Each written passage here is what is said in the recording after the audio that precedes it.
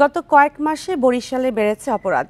সাধারণ মানুষের অভিযোগ, পুলিশের তৎপরতার অভাবে দিনে দুপুরেও অপরাধ হচ্ছে অহরহ। আর পুলিশের দাবি, নতুন যোগ দেওয়া সদস্যদের এলাকা ও অপরাধী চিনতে সময় লাগছে।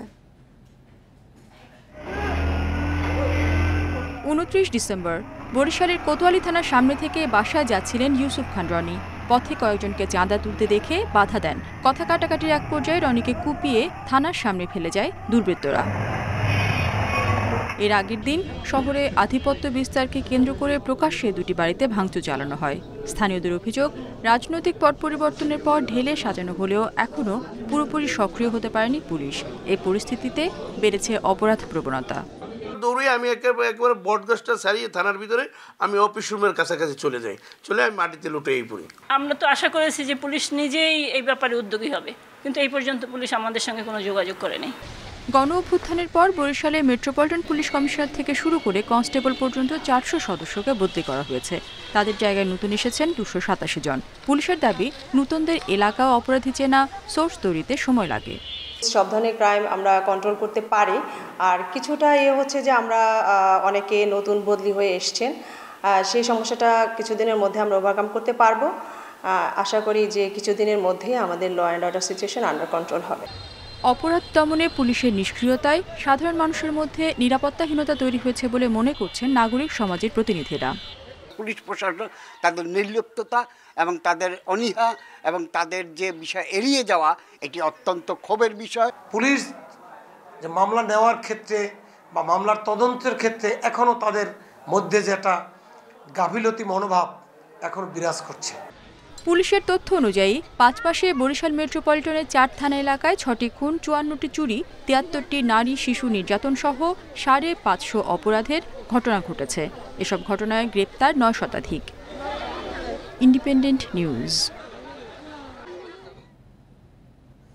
আর এ নিয়ে আরও জানাতে বরিশাল থেকে যুক্ত হচ্ছেন সহকর্মী আলামিন। অপরাধ দমনে পুলিশের তৎপরতার পাশাপাশি স্থানীয়দের মধ্যে কোনো ধরনের উদ্যোগ নেওয়া হয়েছে কিনা?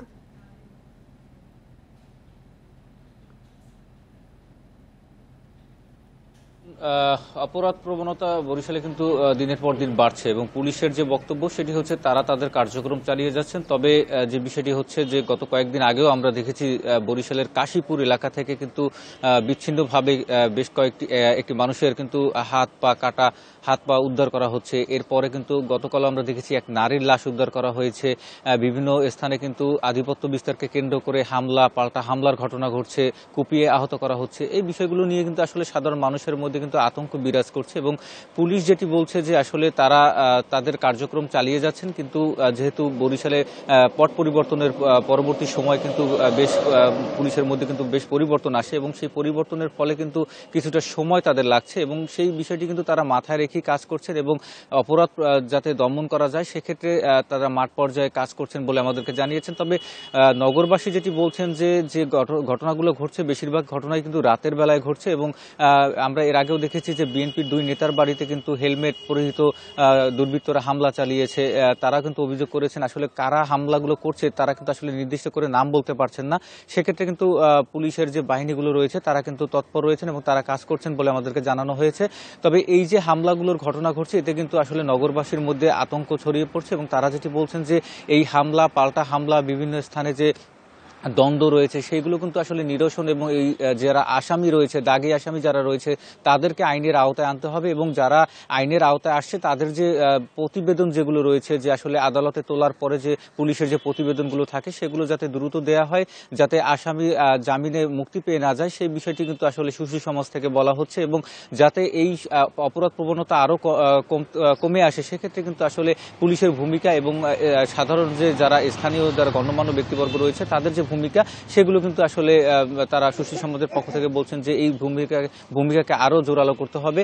তাতে কিন্তু বরিশালের যে এই অপরাধ প্রবণতা সেগুলো কিন্তু আসলে আরো কমে আসবে। তবে বরিশালে কিন্তু বেশ কিছুদিন ধরে আমরা এটাও দেখছি যে আসলে চুরি ছিনতাইয়ের ঘটনা বাড়ছে, সেটি নিয়েও কিন্তু আসলে মানুষ উদ্বিগ্ন অবস্থায় রয়েছে। এগুলো থেকে মানুষ আসলে পরিত্রাণ চাচ্ছেন এবং আইন শৃঙ্খলার উন্নতি চাচ্ছেন সাধারণ মানুষ।